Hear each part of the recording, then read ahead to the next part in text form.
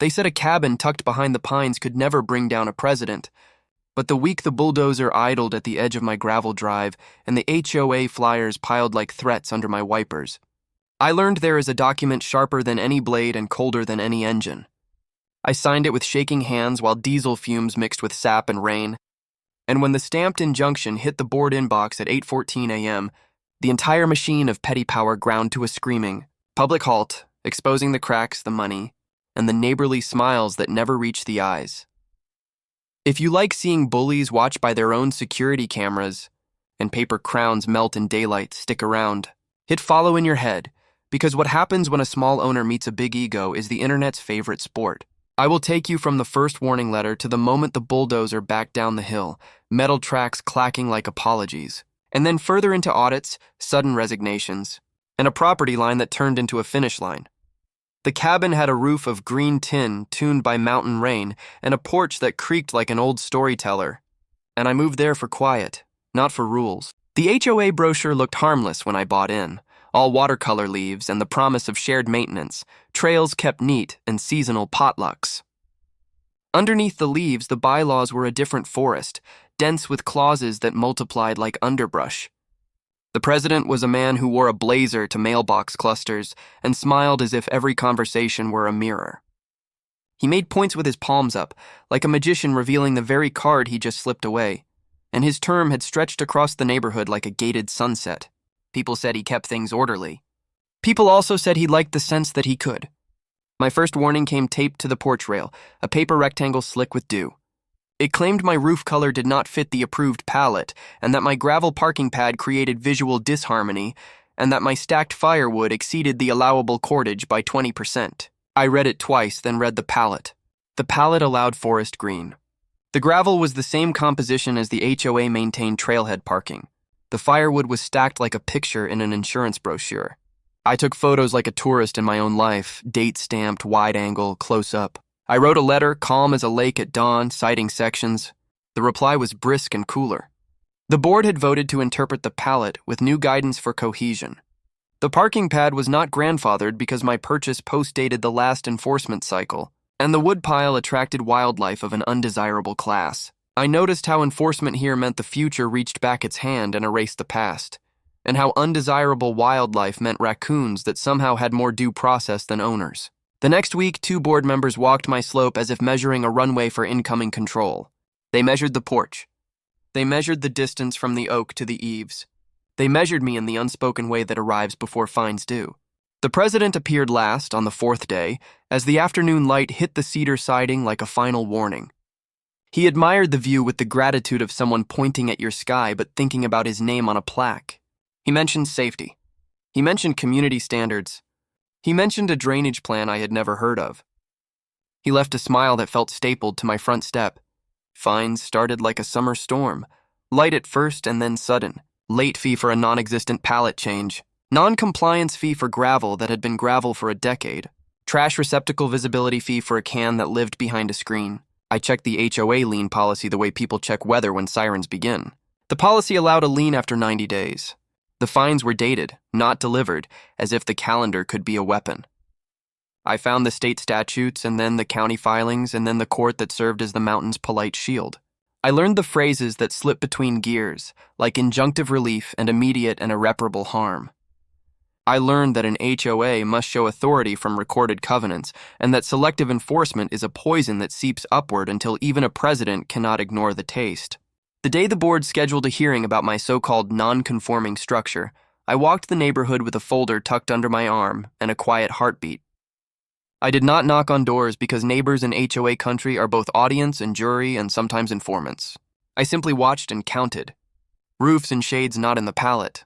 Gravel pads like mine. Firewood towers that made mine look modest. I took photos, yes, but more I took notes on the tone of enforcement elsewhere, the silence in certain yards, the angles of favoritism. I found a pool cabana the president had built last year with a variance approved by a committee that did not exist in the official minutes. I found a contractor who had not been paid on time and liked the sound of the word affidavit.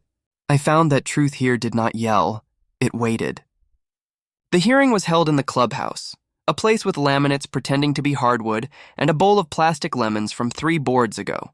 The president sat at the center of a folding table like a lighthouse that only pointed inward. The other directors were arranged by loyalty, which is to say by fear. I's were dotted. T's were crossed. The script had been printed before I arrived. They spoke in the way weather speaks, stating gusts as fate. I presented my photos as if telling a bedtime story to wolves. I presented statutes as lullabies with teeth. I presented a spreadsheet of comparable enforcement, which made the secretary's pen pause in midair as if learning to breathe again. A cough traveled around the room like a rumor. The president leaned forward and complimented my preparation with the tone of a judge praising a defendant's neat handwriting. He postponed the decision for a week. During that week, the sound at night changed, no longer only wind through needles, but something heavier, a mechanical lullaby from the road below where the HOA storage yard sat with its gates slightly ajar. A neighbor texted me a blurry photo at dawn, gravel dust rising like a curtain behind a flatbed, and a piece of yellow machinery that looked like a threat given shape. I drove down and counted orange stakes that had appeared along my boundary like a rash. The board had authorized a drainage channel correction that coincidentally grazed the edge of my porch and conveniently required the removal of my gravel pad. The permit request to the county had been marked urgent. The drawing showed my cabin as a rectangle and my driveway as an obstacle, and my name as a small print detail.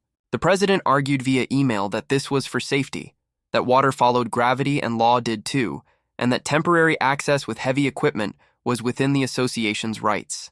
I counted the days since their hearing. I counted the statutes that gave me leverage if I moved fast. I drove to the courthouse with a folder so swollen it felt like a second ribcage. Injunctions are not magic, but they are the boundary line between intention and action when urgency can be proven. I showed the judge photos. I showed the stakes. I showed the permit labeled urgent and the access plan drawn like a plan of conquest.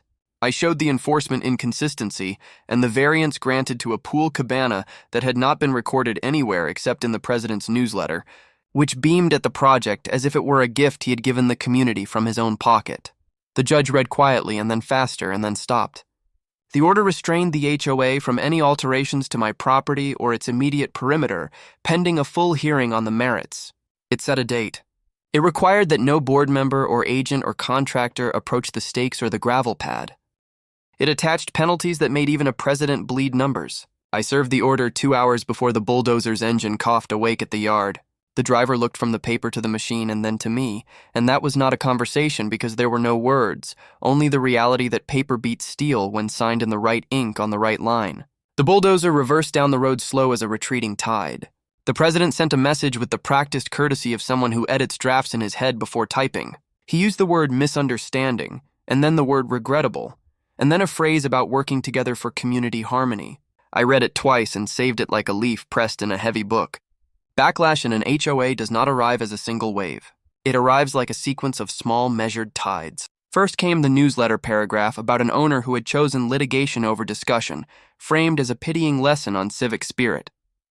Then came a random fine for a decorative lantern that predated my purchase. Then came the sudden removal of my community pool access for an alleged past due balance that did not exist. I paid the balance 10 minutes after I received the notice because it felt like a trap.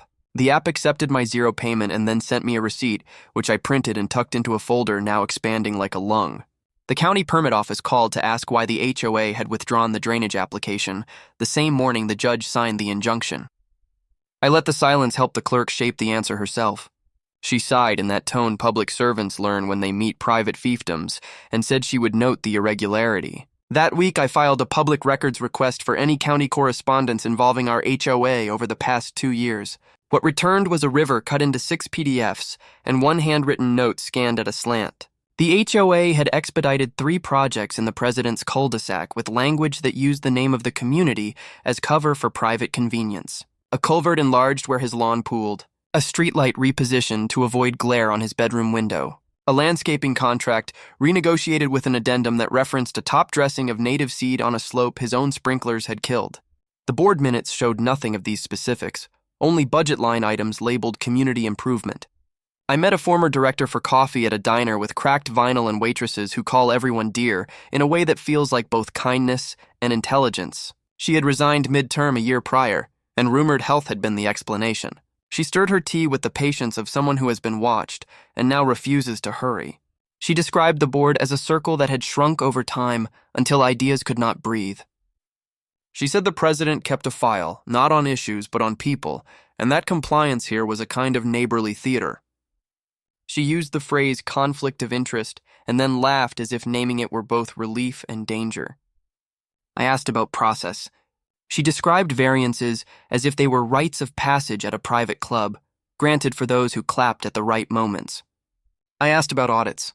She said the last one was internal and ended with applause. I went home and wrote a letter to the membership that was not a manifesto, but a calmly layered timeline, the kind that invites readers to step from stone to stone and discover they are already across the river. I included photos. I included citations.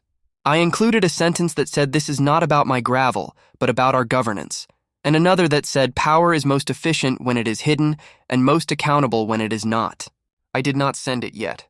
I read the covenants again as if they were scripture I had been misquoting. Owners could call a special meeting with a threshold of signatures. Owners could recall directors with a vote.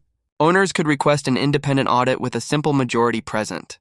The president had used the word harmony while counting on our habit of not counting. The injunction hearing date approached like a storm neatly forecast. The president began to campaign in emails that used humble language, the way glossy magazines use mat covers. He mentioned the burden of service. He mentioned his years of sacrifice. He mentioned my supposed aggression without naming me, a rhetorical trick so transparent it shined. I filed a motion to compel the production of enforcement logs and variance records. I requested communications between the president and any vendor receiving more than $10,000 in the last 2 fiscal years. I requested GPS logs for HOA equipment on the morning the stakes appeared along my driveway. I learned that in HOAs, the paper trail is a topography of loyalty, and that footprints are hardest to erase when they know they might be measured tomorrow. The judge granted part of my request and denied the rest without prejudice. It was enough. The HOA produced emails that were less about maintenance than about mood, a mood of control that pretended to be compliance. The president had written to the landscape contractor that we would like to make sure the area near the old cabin looks less rustic before the fall home tour, a sentence that read like a smile with too many teeth. He had added that the gravel pad should be considered non-conforming in the next sweep, as discussed.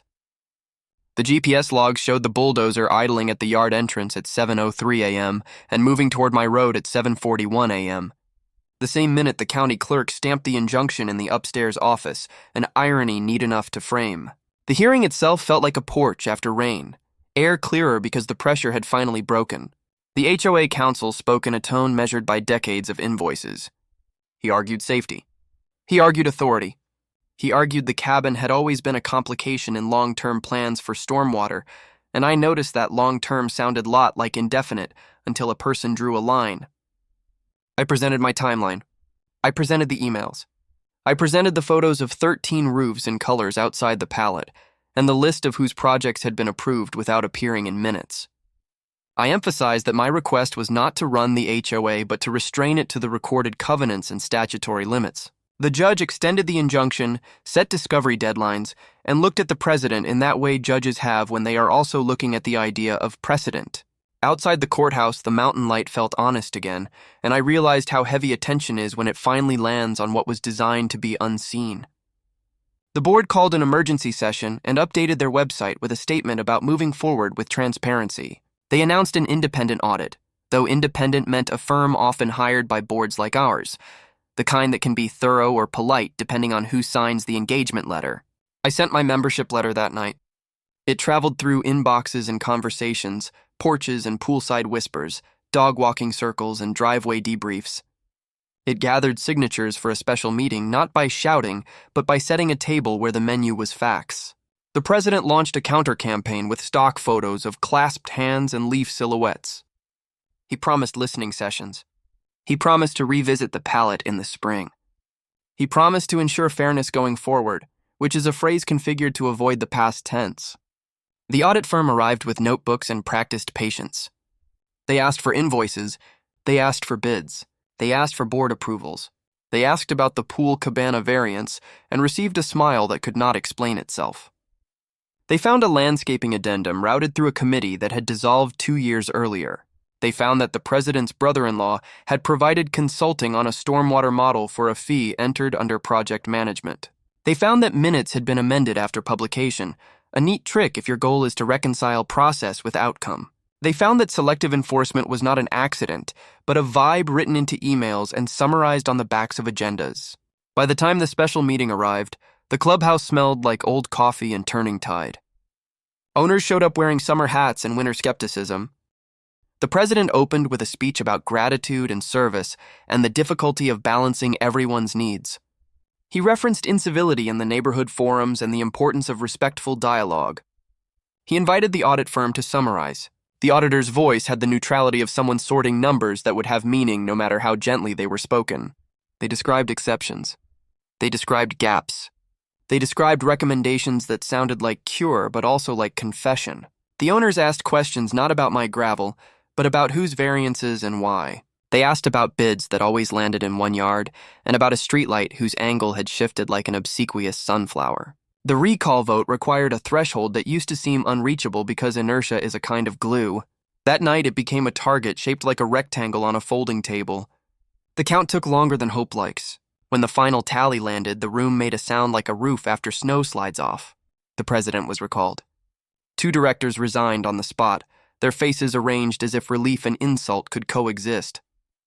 An interim board was seated with people whose names had not appeared on newsletters, but whose trash cans had always been on time. The injunction did not evaporate with the recall, because process is not a mood. It continued until the board adopted a consistent enforcement policy with objective criteria and published variance procedures like an instruction manual people could read without a decoder ring. The audit recommendations were implemented with deadlines. The landscape contract was rebid and awarded to a company whose trucks did not migrate to the president's old cul-de-sac as if drawn by private gravity. The pool cabana variance was retroactively documented or revoked, a decision the interim board made with a vote that was recorded in minutes that were posted in their original form and never altered. My cabin remained exactly where it had always been, but now it existed in a map that admitted it. The gravel pad stayed, not because it was mine, but because the standard allowed it when applied without personality. The woodpile was capped at the right height because the rule actually made sense when safety replaced pettiness as the motive. The roof retained its forest green that disappears into pine in low light and sings in rain in a way that feels like home. In the weeks that followed, the neighborhood reconfigured itself like a flock, the shape shifting not by command, but by information. Some neighbors who had clapped at the right moments before now made banana bread deliveries that gave off the smell of social recalibration. Others kept their distance, which I respected, because change has a cost measured in pride and we all budget differently. I mended my porch rail where the first violation had been taped, not as a symbolic gesture, but because wood requires attention regardless of politics. The county clerk mailed me a copy of the injunction dismissal after the board met all conditions. I framed it next to a photo of the bulldozer reversing, not as a trophy, but as a reminder that paper and process exist to keep machines and moods in their lanes. The new board invited owners to a workshop on covenants written like instructions and not riddles. People brought coffee and folding chairs that squeaked honestly. The bylaws were revised to limit presidential terms not by tradition but by rule, and to require independent audits scheduled like oil changes rather than apologies. Selective enforcement was prohibited with language that would have made the old newsletter cough. Variance criteria were published in a way that felt like a recipe. Ingredients, steps, results. Time moved again in the right direction. I learned to sleep without listening for engines. I learned that victory in HOA land is not a parade, but a calendar where deadlines are met and minutes are minutes and gravel is gravel, not a proxy for a person's place in a private pecking order. I kept the folder with all the photos and emails and receipts, not out of paranoia, but out of respect for the narrative that had carried me across. Neighbors stopped me at the mailbox cluster to ask about the judge's tone or the audit's footnotes. And then we talked about tomatoes and the wildlife that visited compost bins with better manners than some board meetings. The mountain winter arrived. Snow rounded off the edges of the world. The roof sang. The porch creaked. The road plows passed at dawn like faithful animals. The clubhouse posted meeting minutes that no longer read like novels. The new president was a woman who wore hiking boots to budget sessions and asked vendors questions that sounded like she had actually read the contracts. The old president moved away after a spring of polite sightings, his yard listed with language about tasteful upgrades and a leadership legacy in the community. The listing photos did not include the bulldozer or the injunction order, and that felt right because real estate is a genre that edits for sales. The neighborhood absorbed the change like a field absorbs rain after a long hardness. When spring returned, the trailheads were mulched by a contractor who sent photos of before and after without being asked. The drainages were mapped and then improved with an actual plan that saw the whole slope, not just the piece that grazed my porch. The streetlight stayed where the design said it should. The pool cabana stayed if the variance passed in public, or a pergola replaced it if it did not. My cabin was still just a cabin, not a battleground, and that is the truest sign a fight was worth it. Normal returns and takes off its coat and stays. If you are listening and your mailbox has a smile that does not reach the eyes, remember this. You do not have to love paper to use it. You do not have to enjoy conflict to enforce a boundary. You do not have to be loud to be heard. You need only to learn the words that make engines stop and the patience that makes votes count. Somewhere a bulldozer is warming up. Somewhere a president is drafting a newsletter paragraph that hints at your name without saying it. Somewhere a clerk waits for you to ask for the file that holds the shape of their authority. You can be shy and still be a map. You can be small and still have a porch that remains. Want more stories where paper beats steel and small owners turn into quiet storms that clear the air? Tap that mental subscribe, drop a like in your thoughts, and share this saga with anyone who has ever been told harmony means hush. The next tale is already rustling in someone's mailbox, and we will be here to walk it from warning letter to the moment the machine backs away, one calm step at a time.